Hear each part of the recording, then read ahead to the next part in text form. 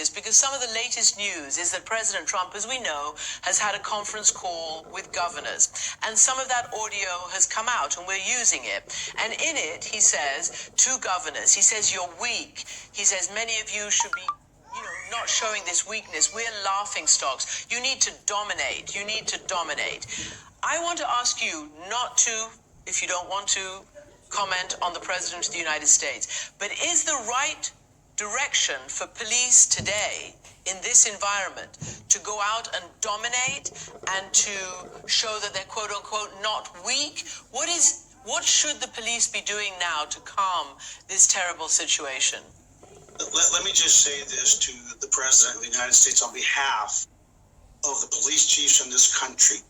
Please, if you don't have something constructive to say, keep your mouth shut, because you're putting men and women in their early 20s at risk.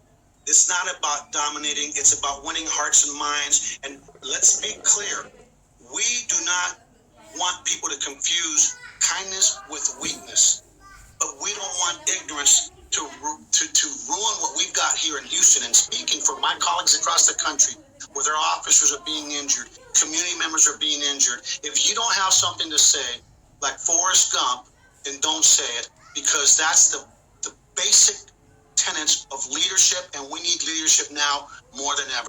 Tens of thousands of protesters taking to the streets this week in opposition to racial injustice and police brutality. What's been your personal reaction to this moment? Do you think that the country is in something of a turning point? We are at turning points.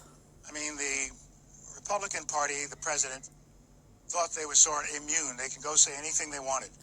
And even more troubling, the Congress would just sit there and not in any way resist what the president's doing.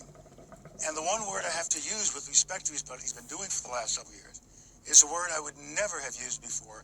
I never would have used with any of the 4 presidents I've worked for. He lies. He lies about things. And he gets away with it because people would not hold him accountable. And so while we're watching him, we need to watch our Congress. I watched the senators heading into the chamber the other day after all this broke, with a reporter saying, what do you have to say? What do you have to say? They had nothing to say. They would not react. And so we're not a country of just a president. We have a Congress. We have a Supreme Court. But most of all, we have the people of the United States, the ones who vote him in and the ones who vote him out. I couldn't vote for him in '96, and I certainly cannot in any way support President Trump.